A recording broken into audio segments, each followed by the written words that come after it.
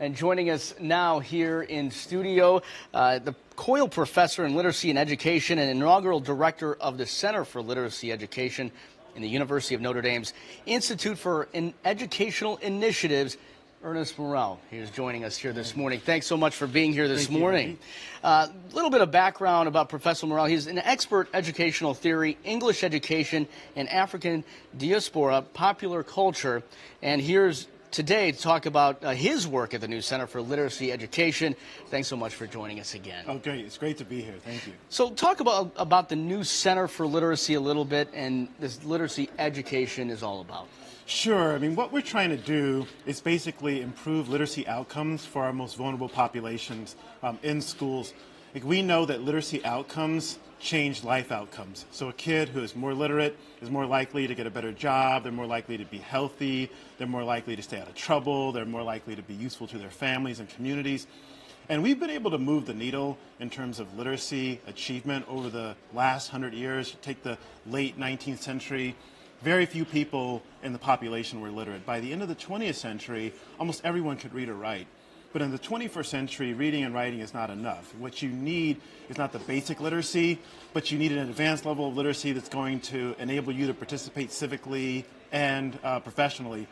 And what we realize is that there are many populations, whether they're in urban centers or rural centers or in other countries where there's not the infrastructure, they're not getting that quality education. So we're trying to bring the best research to practice to inform what happens in those places, train teachers and leaders so that we can, what we want, equitable excellence for all students. Well, let's talk about the impact that you think the new Center for Literacy and Education can have.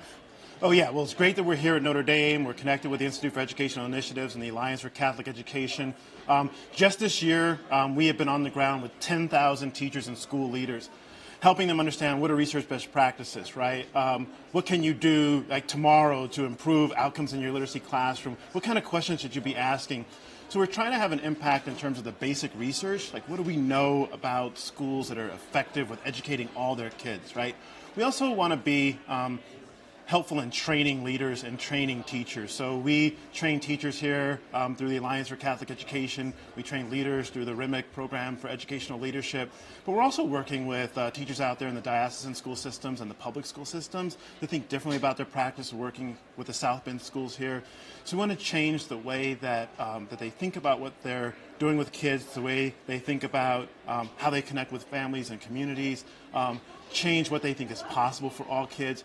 The impact we can have is to raise literacy achievement for our struggling students, but raising that achievement also means changing communities. It means changing the American economy. It means people are much more likely to be able to practice their robust faith tradition. So it's nothing less than changing the world. You change literacy, you change the world. Well, I can see the passion that you have. I can see the passion that you have. It's only been a quarter century, right? Just tell me a little bit about literacy. Yeah. What does the initiative mean to you personally, to lead this initiative here at Notre Dame?